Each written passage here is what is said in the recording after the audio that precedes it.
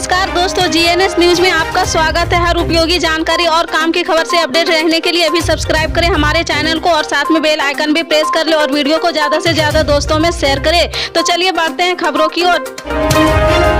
आपको बता दें, गुजरात विधानसभा चुनाव के पहले चरण में 89 सीटों के लिए गुरुवार को मतदान होना है। कांग्रेस के लिए गुजरात में पहले चरण किसी अग्नि परीक्षा से कम नहीं है, क्योंकि पिछले चुनाव में इन्हीं इलाकों में बीजेपी को कांटे की टक्कर देने में सफल रही थी। 5 साल पहले कांग्रेस ने जितनी सीटें जीती थी उसमें से आधी से ज्यादा सीटें इसी सौराष्ट्र, कच्छ और दक्षिण गुजरात के इलाके की थी। ऐसे में पार्टी को गुजरात में अपने राजनीतिक वजूद को बचाए रखना है तो बीजेपी से ही नहीं बल्कि आम आदमी पार्टी से भी पार होना होगा। गुजरात में पहले चरण में 89 विधानसभा सीटों के लिए 788 कैंडिडेट्स मैदान में है। बीजेपी और कांग्रेस ने सभी 89 सीटों पर अपने प्रत्याशी उतारे हैं, जबकि आम आदमी पार्टी के 88, बसपा के 57, सपा के 12, बीटीपी के 14 और एआईएम के 6 उम्मीदवार किस्मत आजमा रहे हैं। इस चरण में सौराष्ट्र, कच्छ और दक्षिण गुजरात की सीटों पर चुनाव है। पिछले चुनाव में सौराष्ट्र, कच्छ के इलाके में कांग्रेस ने बढ़त हासिल की थी तो दक्षिण गुजरात में बीजेपी ने क्लीन स्वीप किया था। मैनपुरी में बीजेपी के प्रत्याशी रघुराज सिंह शाह की परसपा नेता शिवपाल सिंह यादव के करीबी बताए जा रहे, लेकिन भतीजे अखिलेश यादव से गिला शिकवा दूर करने के बाद शिवपाल के तेवर बदले हुए दिख रहे। शिवपाल ने रघुराज सिंह को लेकर विवादित बयान दे दिया है। शिवपाल ने कहा कि रघुराज सिंह हमारे पीछे ऐसे लगे रहते हैं जैसे बैलगाड़ी के नीचे कुत्ता रहता है। इसके साथ ही उन्होंने कहा कि अखिलेश यादव को छोटे नेताजी के नाम से बुलाया जाना चाहिए। नेताजी के बाद अब अखिलेश को यह खिताब मिलना चाहिए। बीजेपी द्वारा उम्मीदवार बनाए जाने पर रघुराज सिंह ने कहा था कि नेताजी का आशीर्वाद उनके साथ है, इसलिए इतने बड़ी पार्टी का उम्मीदवार वह चुन गए हैं। वहीं यह भी माना जा रहा था कि शिवपाल यादव उन्हें समर्थन दे सकते हैं, लेकिन डिम्पल यादव के प्रत्याशी घोषित होते ही शिवपाल अपने परिवार के साथ एकजुट हो गए हैं। सपा ने उन्हें अपना स्टार प्रचारक भी घोषित कर दिया। वह तब से लगातार जनसभा और नुक्कड़ सभा करते देखे जा रहे। बुधवार को भी उन्होंने अपने विधानसभा क्षेत्र जसवंत नगर के ताखा तहसील क्षेत्र इलाके में बहू डिम्पल यादव के लिए चुनाव प्रचार किया है। तहसील के भारतीय कोठी में आयोजित संयुक्त जनसभा में शिवपाल, डिम्पल और अखिलेश यादव के साथ मंच पर हाथ में गदा लिए देखे भी गए हैं। के मुख्यमंत्री भगवंत मान की किराए के आवास के बाहर प्रदर्शन कर रहे मजदूर संगठन से जुड़े हुए लोगों पर संगरूर पुलिस ने बुधवार को लाठी चार्ज किया है। प्रदर्शनकारी महात्मा गांधी राष्ट्रीय ग्रामीण रोजगार गारंटी अधिनियम 2005 के तहत न्यूनतम दैनिक मजदूरों को 700 रुपये तक बढ़ाने, दलितों के लिए 5 मरला प्लॉट योजनाओं को लागू करने और आम पंचायत भूमि के तीसरे हिस्से को समुदाय को पट्टे पर देने की मांग कर रहे थे। वे 8 मजदूर संघों के संयुक्त मोर्चे साझा मजदूर मोर्चा के झंडे तले विरोध कर रहे थे। संगरूर में पटियाला पंडिडा रोड के पास सैकड़ों खेतिहर मजदूर सुबह और दोपहर 3 बजे के आसपास इकट्ठे हुए हैं। फिर मुख्यमंत्री के किराए के आवास की ओर मोर्चा करना शुरू कर दिया है। जब ये सीएम मान के आवास वाली कॉलोनी के बाहर पहुंचे तो पुलिस ने उन पर बल प्रयोग करना शुरू कर दिया है और लाठी चार्ज भी किया है।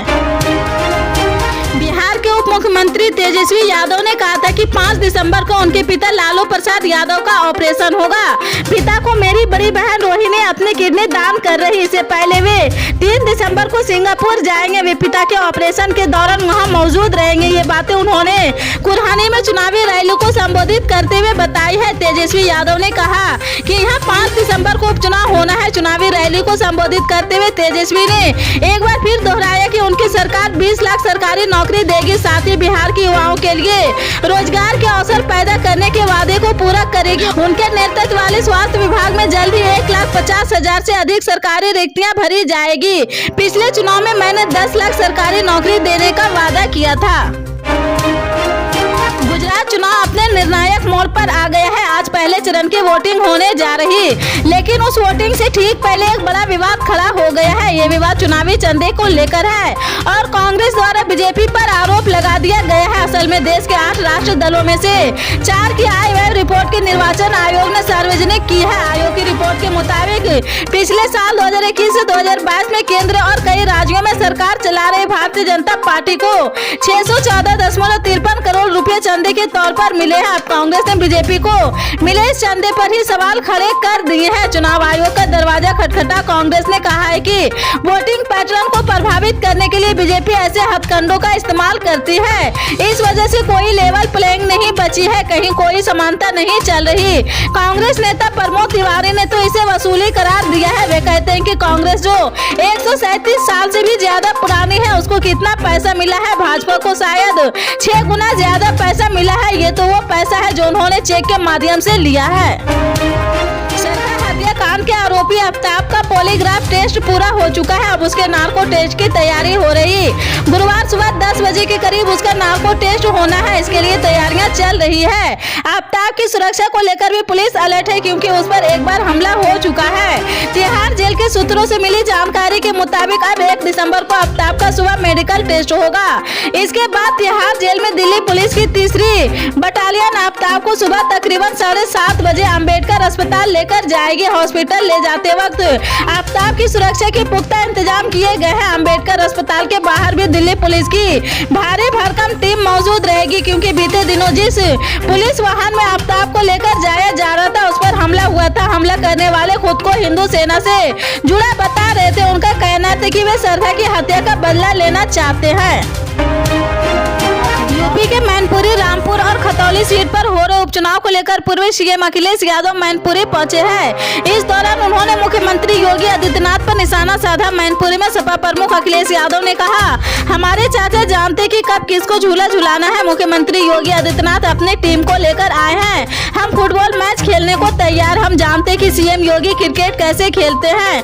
अखिलेश यादव ने आगे कहा कि जब हम दूर थे तो बीजेपी वाले कहते थे कि देखिए परिवार को साथ नहीं रख पाए, अब जब साथ है तो बीजेपी कह रहे कि परिवारवाद करे। चाचा ने नेताजी से सीखा है। झूले पर नौसखियां लेकर चलते तो उसकी हालत कैसी हो जाती। हमारे चाचा जानते हैं कब किसको झूला झुलाना है। सीएम योगी आदित्यनाथ अपने टीम को लेकर आए। हम फुटबॉल मैच खेलने को तैयार हैं। पल पल के अपडेट जानने के लिए जुड़े रहें आप अपने GNS न्यूज चैनल से। मिलते हैं अगली बड़ी खबर के साथ, तब तक के लिए जय हिंद।